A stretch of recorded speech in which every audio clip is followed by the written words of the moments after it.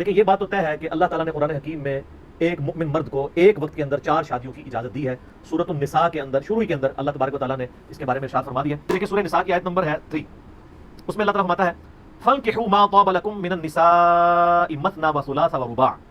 बस निकाह करने की इजाजत है, तुम औरतों से निकाह कर सकते हो, 2 औरतों के साथ, 3 के साथ, 4 के साथ। फ़इन खिफ्तुम अल्ला तादिलू, और अगर तुम्हें यह डर हो कि तुम इनके दरमियान इंसाफ नहीं कर सकोगे, फ़वाहिदतन औ मा मलकत अयमानुकुम, तो फिर एक ही बीवी के ऊपर इक्तफा करो।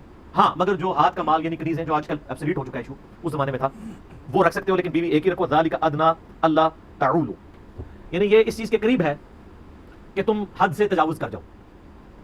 उसके अगेंस्ट ये अल्लाह ताला ने तुम्हें एक सोल्यूशन दे दिया कि तुम 2 बीवियों के साथ, 3 के साथ, 4 के साथ एक वक्त के अंदर, अगर उनमें से कोई एक फौत हो गई है, किसी को तलाक दे दी, तो फिर आपके पास 3 आ गई, फिर आप एक और शादी कर सकते हैं, यानी कि जिंदगी में 4 शादियां।